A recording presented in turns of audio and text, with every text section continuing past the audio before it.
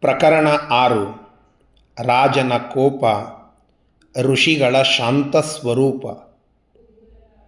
ವಿದ್ಯಾರಣ್ಯರು ಆ ವಿಜಯನಗರ ಸಂಸ್ಥಾನದ ದರ್ಬಾರಕ್ಕೆ ಆಗಮಿಸಿದ್ದಾರೆ. ಅವರ ಆಗಮನದ ಹಿಂದೆಯೇ ಈಚಲ ಮರವನ್ನು ಏರಿ ಮಂತ್ರಶಕ್ತಿಯನ್ನು ತೋರಿದ್ದ ಆ ಒಬ್ಬ ವ್ಯಕ್ತಿಯೂ ಕೂಡ ಬಂದಿದ್ದಾನೆ. ಆ ವ್ಯಕ್ತಿ ಬರುವ ಹೊತ್ತಿಗೆ ವಿದ್ಯಾರಣ್ಯರು ಅವನಿಗೆ ಭವ್ಯವಾದ ಸ್ವಾಗತವನ್ನು ಕೋರಿ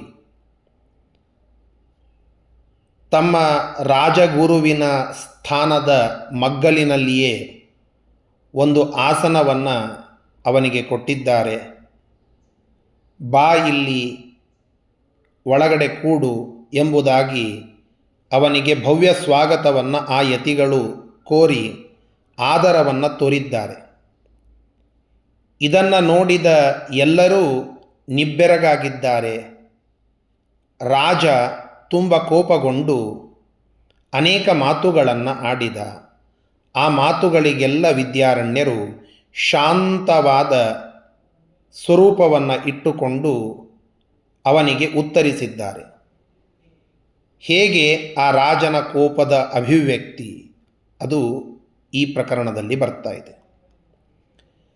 ರಾಜ್ಯಾಧೀಶ್ವರ ಪೂಜ್ಯಾಸನ ಬಳಿ ತ್ಯಾಜ್ಯನು ಬರುತ್ತಿರುವುದು ಕಂಡು ಕೋಪದಿ ಕೆರಳಿದ ಭೂಪತಿ ನಯನವು ಆಯಿತು ಕೋಪದಿ ಕೆಂಡ ಕುಂಡ. ರಾಜನು ಎದ್ದನು ಸಭೆ ಮುಗಿಸಿದ್ದನು ಉರಿದೆದ್ದನು ಗುರು ಲಘುಕೃತಿಗೆ. ವಿದ್ಯಾರಣ್ಯರ ಸೇವೆಯ ಉದ್ಯಾಪನೆಗೈದನು ನಿಂದಿಸಿ ಯತಿಗೆ. ಗುರುಗಳೇ ನಮ್ಮ ಸ್ಥಾನದ ಗೌರವ ಕಳೆದಿರಿ ಕೃತಿ ಲಾಘವದಿಂದ. ಆಸ್ಥಾನೆ ಆಟೋಪವಗೈದಿರಿ ಮಂತ್ರಿಸ್ಥಾನದ ಮದದಿಂದ. ಹುಂಬನ ಶುಂಭನ ಜ್ಞಾನ ವಿಡಂಬನ ಮಂತ್ರಿಯ ಸ್ಥಾನದಿಂದಾದರಿಸಿ. ದರ್ಬಾರಕ್ಕೆ ಅಪಮಾನವಗೈದಿರಿ ನಮ್ಮಯ ಹೊಟ್ಟೆಯ ನತಿ ಉರಿಸಿ. ಗುರುಗಳ ಘನತರ ಗೌರವ ಗದ್ದುಗೆ ಬಳಿಗರ್ಧಭವನು ಇರಿಸಿದಿರಿ. ಹಂಸದ ಪಕ್ಕದ ಪೀಠದಿ ಬಕಬಕ ಬಾಯಿ ಬಿಡು ಬಕವನು ಮೆರೆಸಿದಿರಿ. ನವಿಲಿನ ನಲಿವಿನ ನರ್ತನ ರಂಗದಿ ಕೆಂಭೂತವ ತಂದು ಕುಣಿಸಿದಿರಿ. ಸುಂದರ ಗೋವಿಂದನ ಮಂದಿರದಲ್ಲಿ ಶ್ವಪಚನ ತಂದು ಹೊಗಿಸಿದಿರಿ.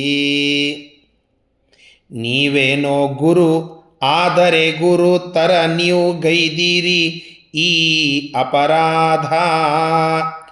ಅದಕ್ಕಾಗಿಯೇ ನಿಮ್ಮ ಸಾಚಿವ್ಯ ಗ್ರಹಣಕ್ಕೆ ಹಿಡಿದಿದೆ ಘನ ವೇದದ ಬಾಧ. ಅವನನ್ನು ಏರಿಸಿ ನೀವು ಕೆಳಗಿಳಿದಿರಿ ಕಳೆದಿರಿ ನಮ್ಮ ನಿಮ್ಮ ಮಾನಗಳ. ಅಳಿದಿರಿ ಘನತೆಯ ತೊಳೆದಿರಿ ಗೌರವ ಯತಿ ಭೂಪತಿ ಮಂತ್ರಿ ಸ್ಥಾನಗಳ.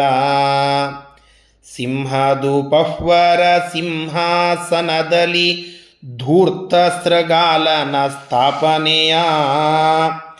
ಗೈದಿರಿ ಆನೆಯ ಅಂಬಾರಿಯ ಮೇಲೆ ಶುಂಭನ ಹುಂಬ ರೋಪಣೆಯ. ನಿಮ್ಮನು ಮಂತ್ರಿಯ ಪದದಿಂದ ಹಿಂದೆ ಕಿತ್ತಿಹೆ ಪರರಿಗೆ ಇತ್ತಿಹೇನು. ಮತ್ತು ಗುರುಪದದಿಂದಲೂ ಎತ್ತಿದೆ ಪದಮಾಲಿನ್ಯಕ್ಕೆ ಅತ್ತಿಹೇನು.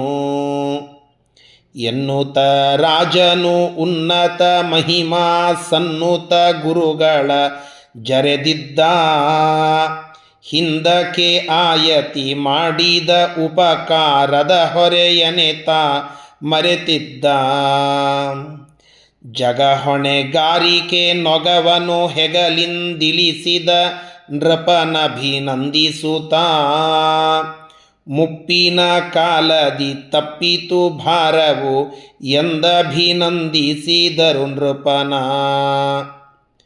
ಲೌಕಿಕ ತೊರೆದರು ರಾಜ್ಯವ ಮರೆತರು ಬೆರೆತರು ಶ್ರುತಿ ಸಾಮ್ರಾಜ್ಯದಲ್ಲಿ. ಹಗಲಲಿ ಜಪವನು ಇರುಳಲಿ ತಪವನು ಗೈದರು ಈಶ್ವರ ಧ್ಯಾನದಲ್ಲಿ. ಪಾಠ ಪ್ರವಚನ ವಾಚನ ವೇದದ ಭಾಷ್ಯದ ವಿರಚನೆ ಗೈದಿಹರು. ಷಡ್ದರ್ಶನ ಸಂಗ್ರಹ ಮುಖ ಕೃತಿಗಳ ಲೇಖದಿ ಆಯುಷ ತೇದಿಹರು. ರಾಜ ವಿದ್ಯಾರಣ್ಯರನ್ನು ಮಂತ್ರಿಸ್ಥಾನದಿಂದ ಕೆಳಗಿಳಿಸಿ ಹೊರಗೆ ಹಾಕಿದ. ಅವರು ಅಷ್ಟೇ ಶಾಂತ ರೀತಿಯಿಂದ ಅದನ್ನು ತೆಗೆದುಕೊಂಡು ತಮ್ಮನ್ನು ತಾವು ಭಾಷ್ಯದ ರಚನೆಯಲ್ಲಿ, ಪಾಠ ಪ್ರವಚನದಲ್ಲಿ, ಷಡ್ದರ್ಶನ ಮೊದಲಾದ ಕೃತಿಗಳ ರಚನೆಯಲ್ಲಿ ತೊಡಗಿಸಿ ಈಶ್ವರನ ಧ್ಯಾನದಲ್ಲಿ ತಲ್ಲೀನರಾಗಿದ್ದಾರೆ. ಇತ್ತ ಯವನರ ಕೈ ಮೇಲಾಗಿ ವಿಜಯನಗರ ಸಾಮ್ರಾಜ್ಯದ ಮೇಲೆ ಆಕ್ರಮಣವಾಗಿದೆ. ಆ ವಿಜಯನಗರ ಸಾಮ್ರಾಜ್ಯದಲ್ಲಿ ಯವನರಿಂದ ಹಿಂದೂಗಳ ಸೋಲು ಆಗುತ್ತಲಿದೆ. ಅದೇನು ಪ್ರಕರಣ 7ರಲ್ಲಿ ನೋಡಿ. ಕಾಲವು ಉರುಳಿತು, ದಶಕವು ತೆರಳಿತು, ಸಂವತ್ಸರಗಳು ಹೊರಳಿದವು. ವಿದ್ಯಾರಣ್ಯದಿ ವರಕೃತಿ ಕುಸುಮಗಳರಳಿದವು. ಮುಂದಿನ ಒಂದಿನ ರಾಷ್ಟ್ರಕ್ಕೆ ದುರ್ದಿನ ಯವನರ ದಾಳಿಯು ಆಗಿತ್ತು. ವಿಜಯನಗರದ ದಂಡಪ್ರಚಂಡರ ದಂಡದು ಯುದ್ಧಕ್ಕೆ ಹೋಗಿತ್ತು. ತುರ್ಕರು ಜಾತ್ಯ ಕರ್ಕಶ ಕಲಿಗಳು ವಕ್ರ ಪರಾಕ್ರಮ ವಿಕ್ರಮರು. ಕ್ರಕಜೋಪಮಕರ ವಾಲಿಕರಾಳರು ವಕ್ರಾಕ್ರಮ ದುರ್ವಿಕ್ರಮರು. ಶಸ್ತ್ರವ ಹಿರಿದರು ಅಸ್ತ್ರವ ಸುರಿದರು ಕರೆದರು ಬಾಣದ ವೃಷ್ಟಿಯನು. ತರಿದರು ಶಿರಗಳ ಹರಿದರು ನರಗಳ ಹುರಿದರು ವೈರಿ ಸಮಷ್ಟಿಯನು. ಕೆಚ್ಚೆದೆ ಕನ್ನಡ ವೀರರು ಹೆಚ್ಚಿದ ರೊಚ್ಚಿನ ರಭಸದಿ ಹೋರಿದರು. ಕೊಚ್ಚೂತ ಯವನರ ಚಚ್ಚೂತ ರಿಪುಗಳ ಚುಚ್ಚೂತ ಬರ್ಚಿಯ ಸೆಣೆಸಿದರು. ರುಂಡ ದಂಡಗಳ ಚಂಡಾಡುತ ರಿಪು ಮಂಡಲವನು ತುಂಡರಿಸಿದರು. ಯವನರ ದಂಡನು ದಂಡಿಸಿ ಖಂಡಿಸಿ ಚಂಡಗಂಡುಗಲಿ ಕಾದಿದರು. ಆದರೆ ವೈರಿಯ ಸೇನೆಗೆ ಹೊರಗಿನ ಸೈನ್ಯ ಸಹಾಯವು ಒದಗಿತ್ತು. ಸಿಡಿಮದ್ದಿನ ಗುಂಡು ತೋಪು ತುಪಾಕಿಯ ಬಲರಿಪು ಸೇನಾದಲಕಿತ್ತು. ಹಿಂಬದಿ ಮುಂಬದಿ ಸೇನೆಯ ಇಕ್ಕಳದಲ್ಲಿ ಸಿಕ್ಕಿತು ಕನ್ನಡಿಗದಲ್ಲಿ. ಸಾವಿರ ಸಾವಿರ ವೀರವರೆಣ್ಯರು ಸಾವಿನ ಬಾಯಲಿ ಬಿದ್ದಿರಲಿ. ತಲೆಗಳ ತರಿದರು ಕೈಕಾಲ್ ಮುರಿದರು ಹರಿದರು ಕರುಳಿನ ಸುರುಳಿಗಳ. ಇರಿದರು ಬೆನ್ನಲಿ ಹುರಿದರು ಜೀವವ ಯವನರು ಕನ್ನಡ ಸೇನೆಗಳ. ಇಬ್ಬದಿ ನಡೆದಿಹ ಕೊಬ್ಬಿದ ಯವನರ ಅಬ್ಬರ ದಾಳಿಗೆ ಹಿಂದೂಗಳ. ತಬ್ಬಿಬ್ಬಾದರು ಜಬ್ಬ ಜಬ್ಬಾದರು ಹಿಂಜರಿದರು ಕಳೆಗುಂದಿದರ.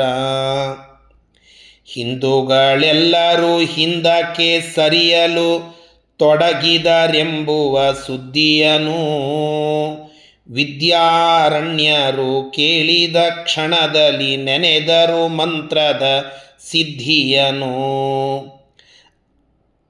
ನಾಡಿನ ಮಾನವ ನುಳಿಸಲು ದೊರೆ ಮಾಡಿದ ಅಪಮಾನವ ಮರೆತಿಹರು.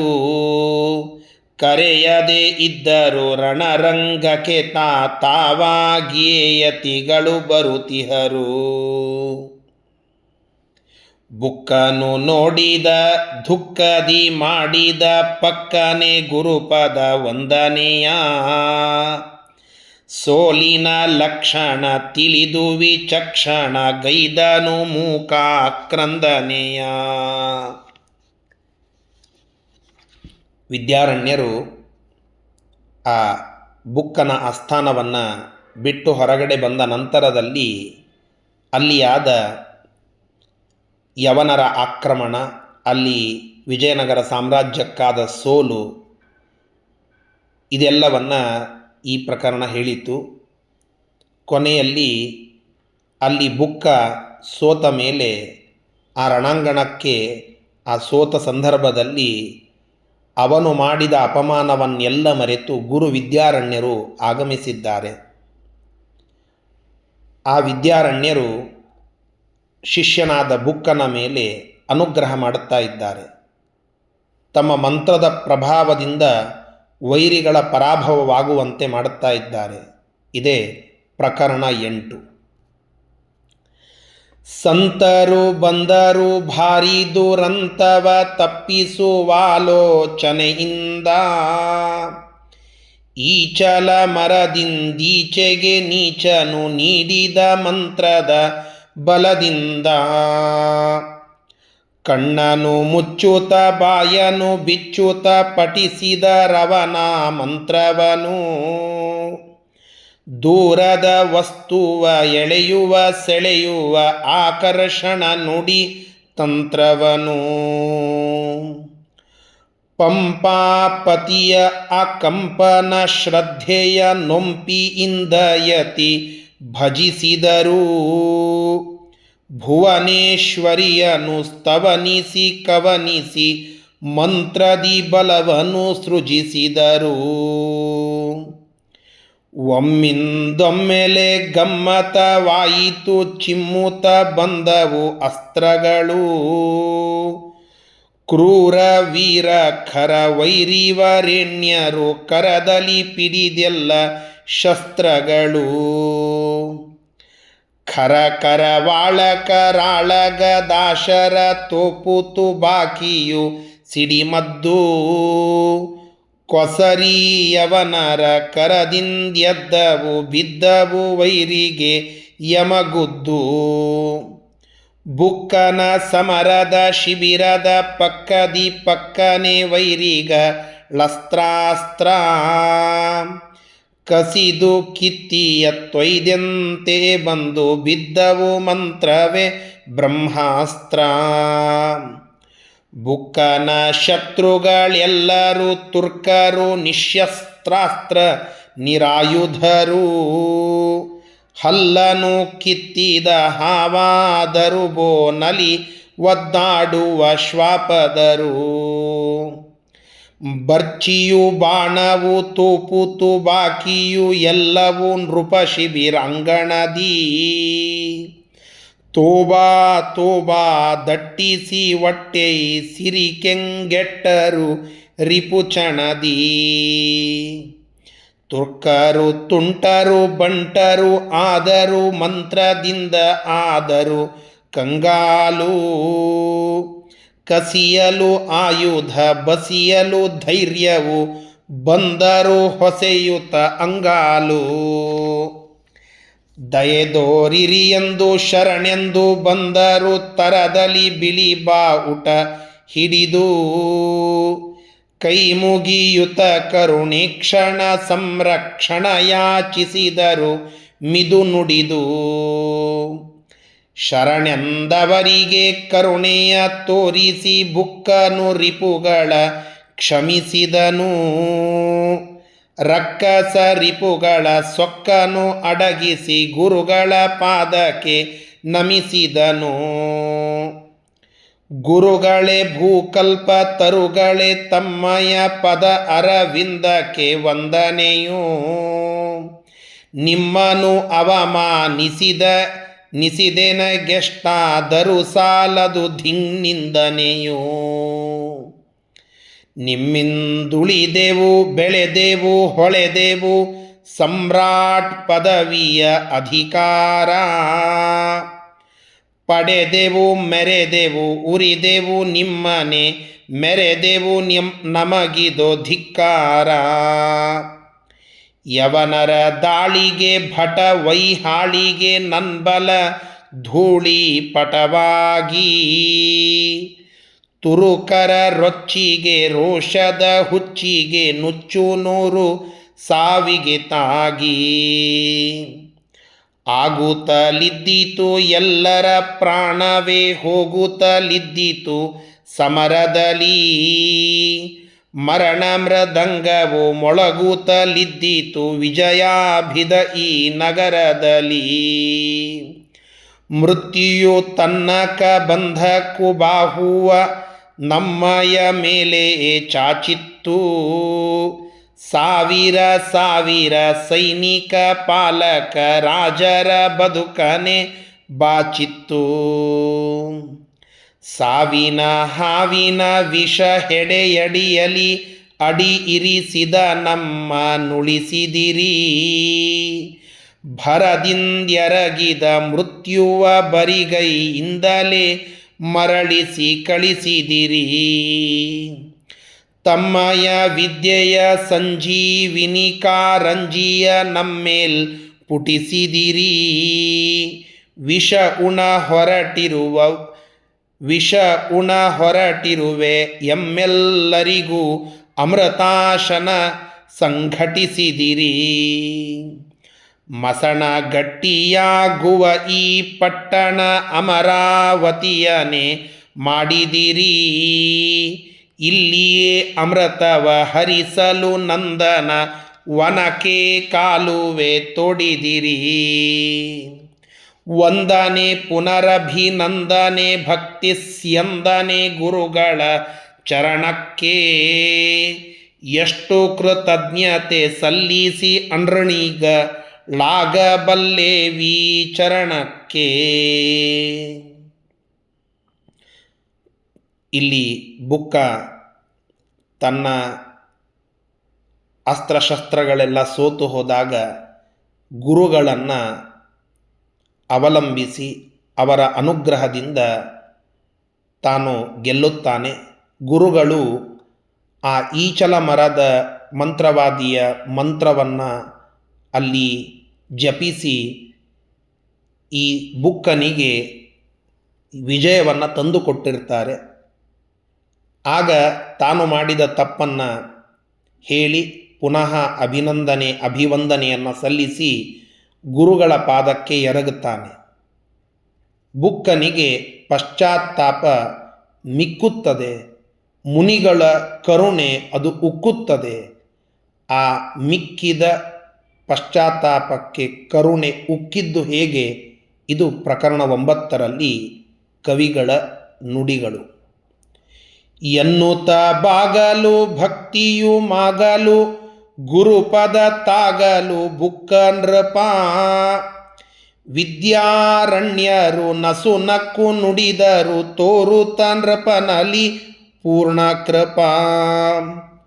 ರಾಜನೇ ನನಗೀ ಮಂತ್ರದ ಶಕ್ತಿಯ ತೋರಿದ ಈಚಲ ಮರಧುಂಬ.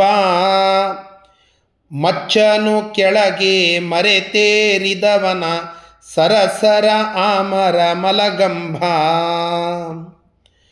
ಅವನ ಮಂತ್ರವ ಪಟ ಪಟ ಪಠಿಸಲು ಕೊಡತಿಯು ಮೇಲಕ್ಕೆ ತಂತಾನೇ.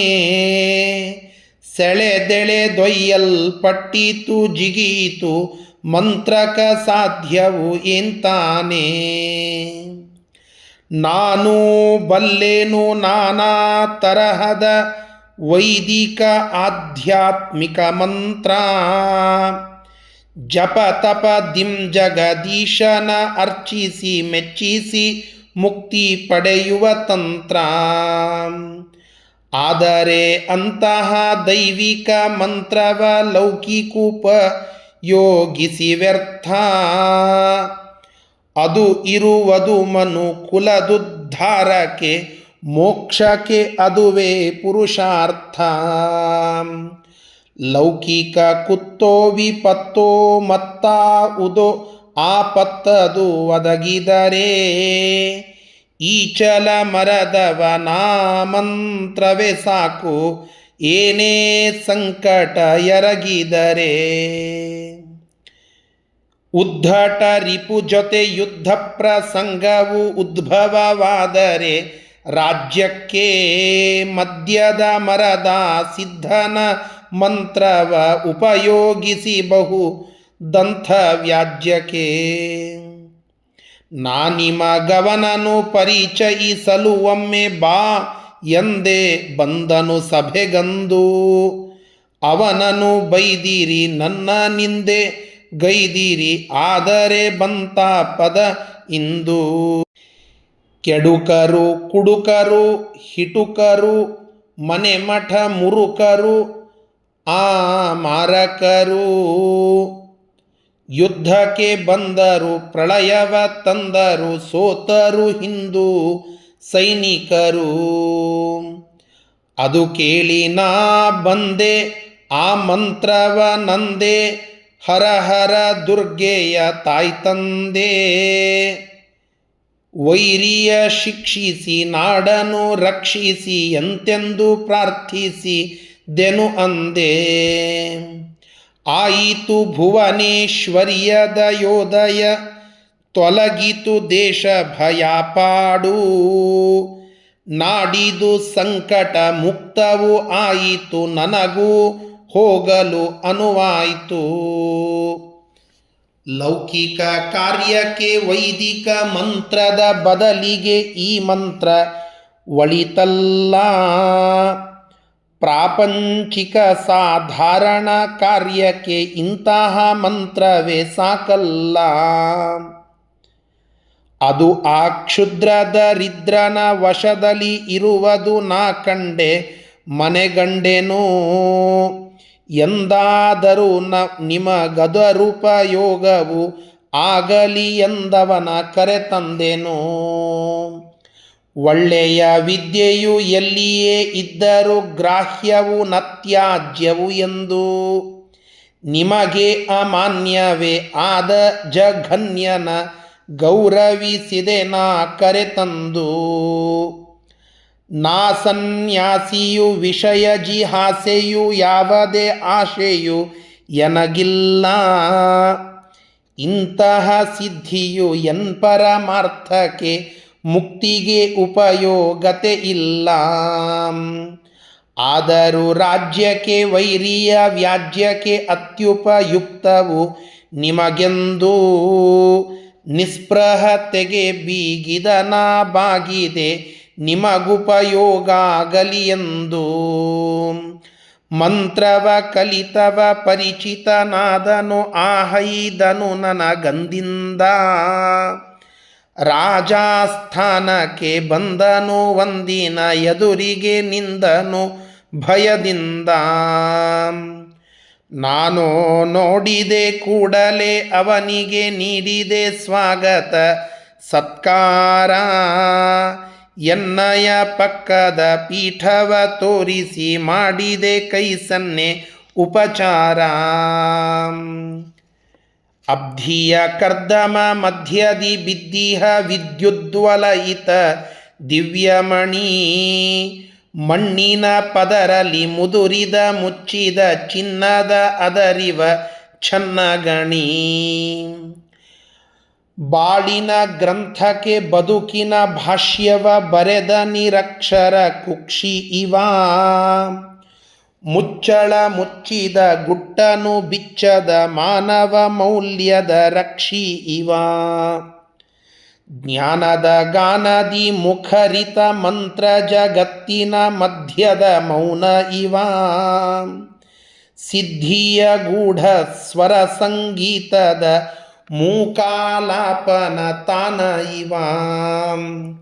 ಇವನ ಸಿದ್ಧಿಯ ಕಂಡೆನು ಮನಗಂಡೆನು ಇವನೊಬ್ಬನು ಸಂಸಿದ್ಧ. ಬೂದಿಯು ಮುಚ್ಚಿದ ಮೌನವು ಹೊಚ್ಚಿದ ತೇಜದ ತಳಿಗೆಯು ಅಪ್ರಸಿದ್ಧ. ಸಾಧನ ಆಗಿದೆ ಜಪ ಫಲಮಾಗಿದೆ ಇವನಿಗೆ ತಾಗಿದೆ ತಪಸಿದ್ಧಿ. ಇವನನು ತೂಗಿದೆ ನಂತಲೆ ದೂಗಿದೆ ಬಾಗಿದೆ ಅಭಿವೃದ್ಧಿಸಿ ಶ್ರದ್ಧೆ. ಎರಡಕ್ಷರ ಕಲಿಸಿದ ಮಾತ್ರಕ್ಕೆ ಗುರು ಸಾಕ್ಷಾನ್ ಮಂತ್ರವ ತಿಳಿಸಿದವ.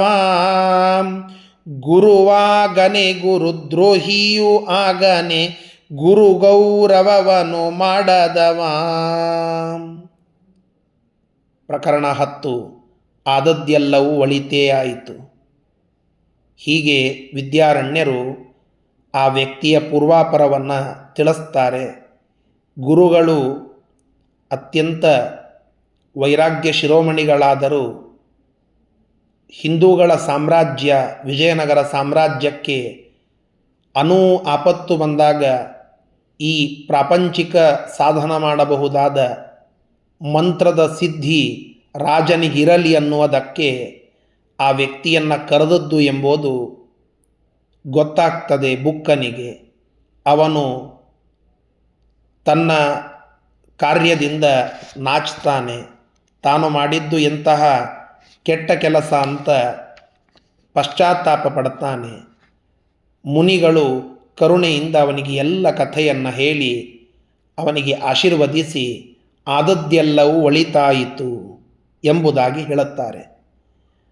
ಆ ವಿಚಾರ ಪ್ರಕರಣ 10ರಲ್ಲಿ ಬರ್ತಾ ಇದೆ.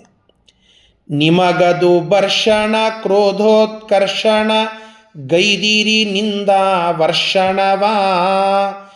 ಕಿತ್ತಿದಿರೆಮ್ಮನು ಎತ್ತಿದಿರಧಿಕಾರದಿಂದೆತ್ಯಮಗಪಕರ್ಷಣವಾ. ಒಳ್ಳೆಯದಾಯಿತು ಜಪ ತಪ ಈಶಾನುಷ್ಠಾನಕ್ಕೆ ನಮಗನುವಾಯಿತು. ಮಂತ್ರಿತ್ವದ ಹೊಣೆ ತಪ್ಪಿತು ಮನವಪ್ಪಿತು ಆಧ್ಯಾತ್ಮಿಕೆ ಗುಣವಾಯಿತು. ಪಾಠ ಪ್ರವಚನ ಹೊಸ ಕೃತಿ ವಿರಚನ ಶ್ರುತಿ ವೇದಾಂತದ ವಾಚನವು. ಸ್ತಂಭಿತ ಕೆಲವು ವಿಲಂಬಿತ ಹಲವಿರೆ ಇದರಿಂದಾಯಿತು ಮೋಚನವು. ನಾನಂದು ದೇಶದ ಸೇವೆಗೆ ಒಪ್ಪಿದೆ ಗುರು ಸಚಿವತೆಗಳ ನಪ್ಪಿದೆನು. ನೀವು ಕಟ್ಟಿದ ರಾಜ್ಯದ ರಕ್ಷಣೆ ಕರ್ತವ್ಯವು ಎಂದೊಪ್ಪಿದೆನು. ಸ್ವಜನರ ಕೂಡಿಸಿ ಯವನರ ಓಡಿಸಿ ಸ್ಥಾಪಿಸಿದೆವು ಸಾಮ್ರಾಜ್ಯವನು.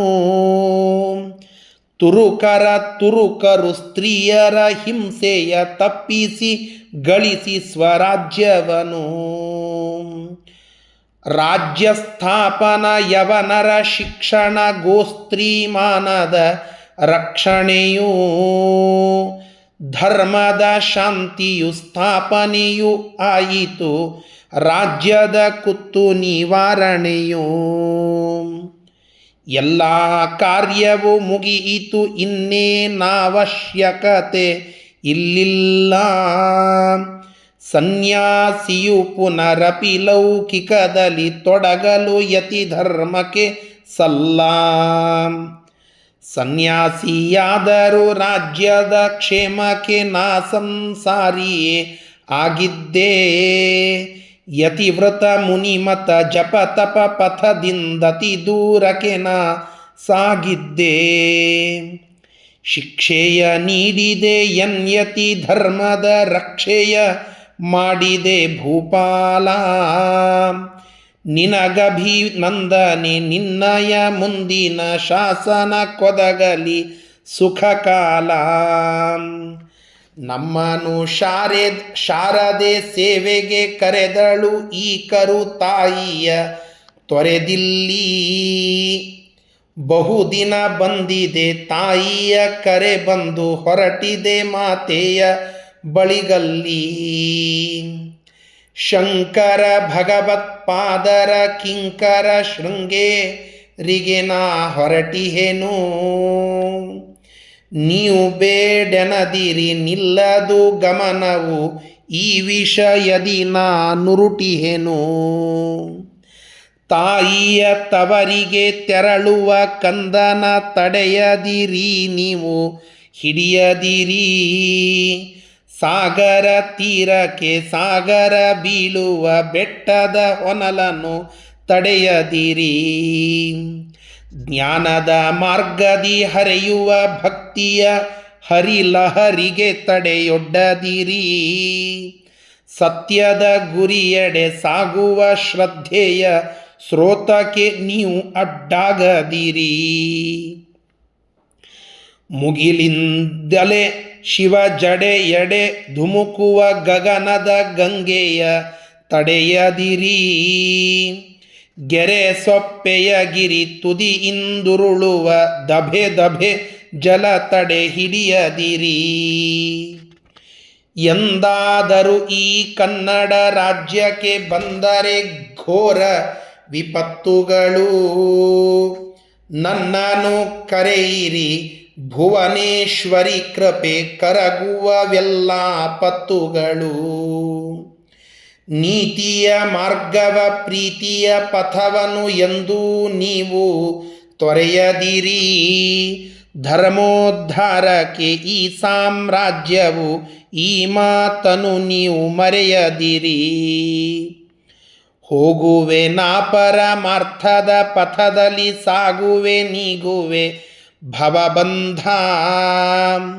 ನೀವೆನ್ನಯ ಅಧ್ಯಾತ್ಮ ಪ್ರಯಾಣಕ್ಕೆ ಸಹಕರಿಸಿರಿ ಒಮ್ಮನದಿಂದ. ಹೀಗೆನ್ನುತ್ತ ಆ ವಿದ್ಯಾರಣ್ಯರು ಶೃಂಗೇರಿಗೆ ತಾವು ತೆರಳಿದರು. ಶಾರದೆಯರ್ಚನ ಸಂತತ ಪ್ರವಚನ ಪೂಜಾ ಕಾರ್ಯಕ್ಕೆ ಮರಳಿದರು.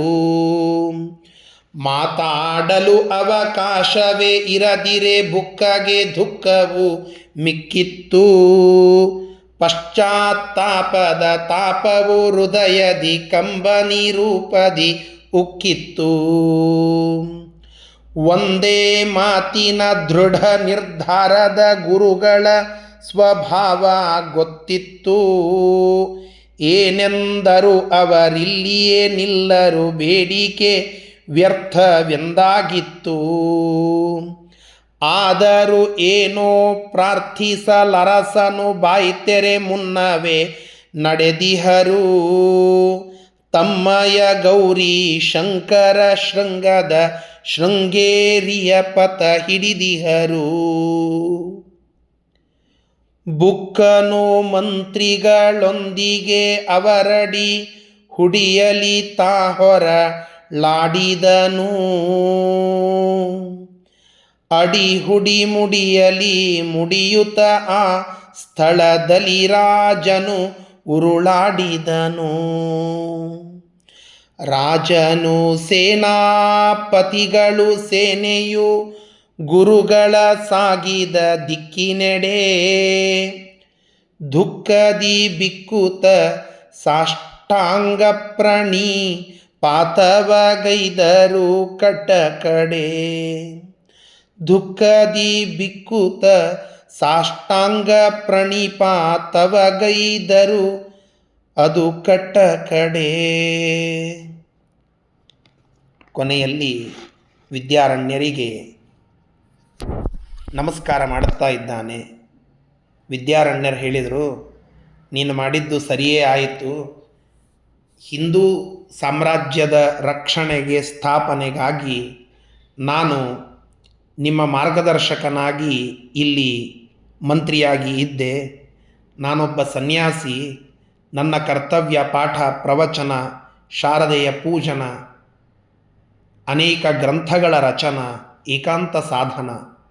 ನಾನು ಸನ್ಯಾಸಿಯಾಗಿ ಲೌಕಿಕ ಕ್ಷೇತ್ರದಲ್ಲಿ ಬಹಳ ದಿನ ಉಳಿಯೋದು ಬೇಡ. ಹೀಗಾಗಿ ನನ್ನ ಕೆಲಸ ಮುಗಿದಿದೆ. ಮತ್ತೆ ಏನಾದರೂ ಕನ್ನಡ ನಾಡಿಗೆ ತೊಂದರೆಯಾದರೆ ನಾನು ಮತ್ತೆ ಬರುವೆ ಎಂಬುದಾಗಿ ಹೇಳಿ ತಮ್ಮ ದೃಢ ನಿರ್ಧಾರವನ್ನು ತಿಳಿಸಿ ಆಶೀರ್ವದಿಸಿ ಶಾರದೆಯ ಅಣತಿಯಂತೆ ಶೃಂಗೇರಿಗೆ ಹೋಗಿ ಅಲ್ಲಿ ಪಾಠ ಪ್ರವಚನ ಆಧ್ಯಾತ್ಮಿಕ ಸಾಧನೆಯಲ್ಲಿ ವಿದ್ಯಾರಣ್ಯರು ತೊಡಗಿದರು. ಒಬ್ಬ ಯತಿಗಳು ಮಾರ್ಗದರ್ಶಕರಾಗಿ ಹೈಂದವಿ ರಾಜ್ಯದ ಸ್ಥಾಪನೆಗೆ ಕಾರಣರಾಗಿ ಆ ಬುಕ್ಕ ರಾಜ ಮತ್ತು ಆ ವಿಜಯನಗರ ಸಾಮ್ರಾಜ್ಯದ ಮಾರ್ಗದರ್ಶಕರಾಗಿ ಆ ಸ್ಥಾಪನೆಯ ನಂತರದಲ್ಲಿ ತಮ್ಮ ಕೆಲಸ ಮುಗಿಸಿ ಆಧ್ಯಾತ್ಮಿಕ ಸಾಧನೆಯನ್ನು ಮುಂದುವರೆಸಿದ ಕಥೆ ಅದು ವಿದ್ಯಾರಣ್ಯರ ಕಥೆ. ಇಲ್ಲಿಯ ಮುಖ್ಯವಾದ ಅಂಶವೇ ಕೃತಜ್ಞತೆ, ಗುರುಗಳ ಉಪಕಾರ ಸ್ಮರಣ, ಗುರುಗಳ ಅಪಮಾನದಿಂದ ಆಗುವ ತೊಂದರೆ, ಗುರುಗಳ ಕಾರುಣ್ಯ. ಈ ಎಲ್ಲ ವಿಷಯ ಬುಕ್ಕರ, ಈಚಲ ಮರದ ಮಂತ್ರವಾದಿಯ ಮತ್ತು ವಿದ್ಯಾರಣ್ಯರ ಈ ಮೂರು ವ್ಯಕ್ತಿತ್ವಗಳ ಮಧ್ಯದಲ್ಲಿ ನಡೆದ ಘಟನೆ. ಅದನ್ನು ಖಂಡಕಾವ್ಯದ ರೂಪಕ್ಕಿಳಿಸಿದವರು ಪೂಜ್ಯ ಗಲಗಲಿ ಪಂಢರೀನಾಥಾಚಾರ್ಯರು. ಆ ಖಂಡಕಾವ್ಯದ ಒಂದು ಓದು ವಾಚನ ಇಲ್ಲಿ ನಡೆದಿದೆ. ಸಹೃದಯರು ಇದನ್ನು ಸ್ವಾಗತಿಸುವರು ಅಂತ ತಿಳಿದುಕೊಳ್ತಾ ಇದ್ದೇನೆ. ನಮಸ್ಕಾರ.